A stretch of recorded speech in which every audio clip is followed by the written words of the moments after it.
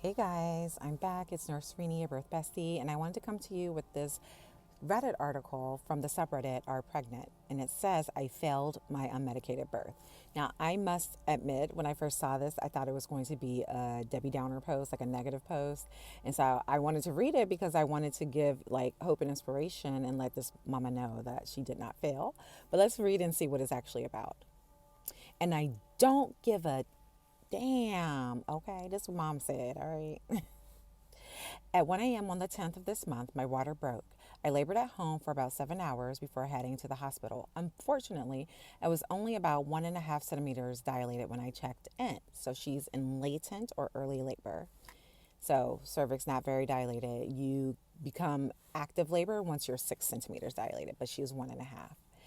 That's when we knew it would be a long night. So she saw that 1.5 and was like, yeah, it's gonna be rough. It's gonna be rough. And the water breaking before she's actually in labor is very common. However, it does kind of set you up a little bit. It's almost like a cart before the horse type of situation.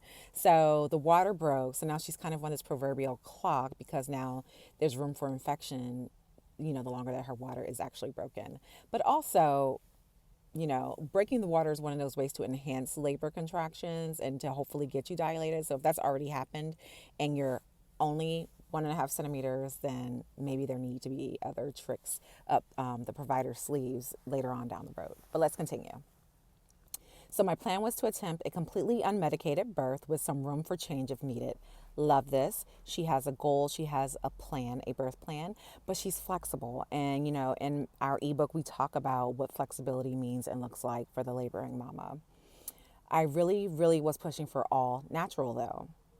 I ended up laboring for a total of 23 hours. That's quite a while, right? And it can be even longer for first time moms and second time moms, but definitely for first time moms. At hour 17, I was bawling my eyes out and screaming very primal sounds. I had made it to 7 centimeters, but I caved, and got the epidural. So I wanted to kind of talk about this. Sometimes when we are tense and stressed, we don't allow our bodies to relax and continue to dilate. She did really well though. She got to 7 centimeters, which is substantial from the 1.5, and now she's in active labor, which is why those contractions probably seemed way more strong and intense for her and caused her a lot of pain. But I have literally seen women who would tense up with contractions and grit their way through the pain and discomfort of a contraction, not dilate because their body is tight, right? And then they get an epidural and they relax, and just like that, they dilate. So let's see what happened. Oh, and getting an epidural, I don't want to think of it as a caving thing. I wanted you all to think of it more of as an option, a very viable option that you were able and grateful to be able to take, advantage of and use. There was absolutely no way I would have been able to make it through, have the energy to continue. And that's a big one, right? When we think about how long someone is in labor, when we think about the discomfort that they may be feeling throughout that and their coping, mental and physical coping mechanisms, you know yourself and you know whether or not you would be able to have that energy that you'll need, that fortitude to actually push the baby out. Because laboring is one part, pushing is altogether another animal, and it can be hours for pushing. And you need energy for that.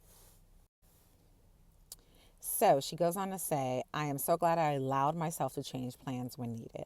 And that's the key. I think this is a beautiful story. Our bodies and babies will do what they want to do. I still feel so strong and proud of myself.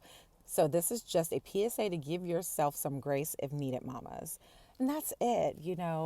Have a plan, have a desire, work towards it. And if things have to detour, it's okay. I think this is a lovely story, and it's a great example of being able to successfully pivot and still have an enjoyable experience with the labor and delivery of your baby without feeling like you've let yourself, your partner, or your baby down.